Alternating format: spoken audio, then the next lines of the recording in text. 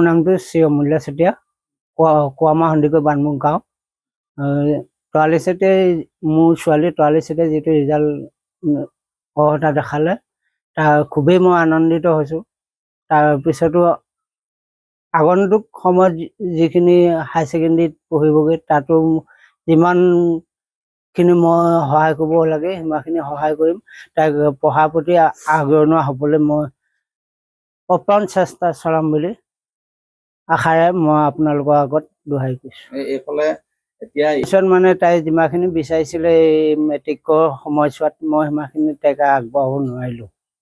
মানে মোৰ সেইটো টাইমত বহুত কষ্ট হ'ল।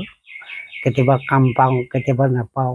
এতিয়া আগন্তুক অকণমান তাইক উৎসাহ দিবলৈ মই আহ্বান কৰিছোঁ। নমস্কাৰ, মোৰ নাম শ্ৰীমতী তৰালি চেতিয়া। মই 479 টোটেল মাৰ্ক লৈ পাছ কৰিছোঁ আৰু দুখনত লেটাৰ ল'বলৈ সক্ষম হৈছোঁ।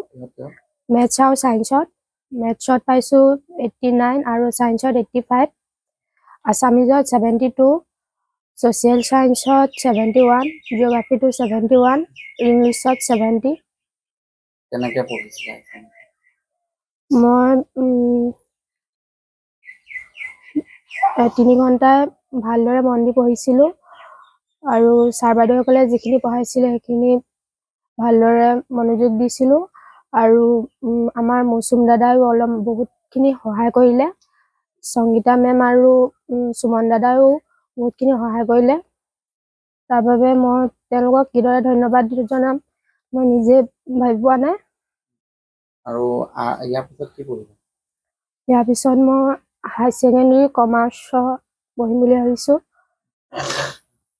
তাৰ পাছত কিবা এটা লাইন লৈ কিবা এটা কৰিম বুলি ভাবিছোঁ। মই এই গাঁৱৰে এজন বাসিন্দা।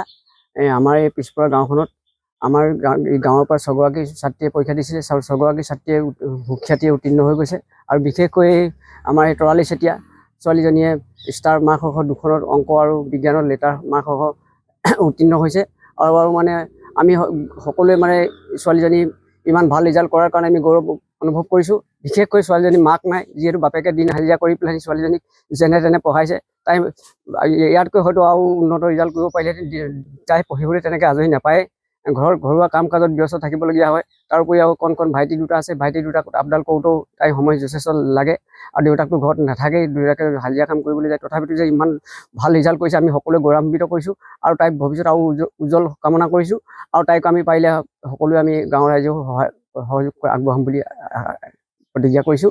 আৰু আপোনালোকেও নিউজ চেনেলৰ ফালৰ পৰাও যদি সহায় সহযোগ অকণমান পায় তেতিয়াহ'লে ছোৱালীজনী আৰু ভৱিষ্যতলৈ উন্নতি হ'ব বুলি আমি আশা ৰাখিছোঁ। যিকোনো খবৰৰ বাবে যোগাযোগ কৰক 7099017330 লগতে 7099017110 নম্বৰত।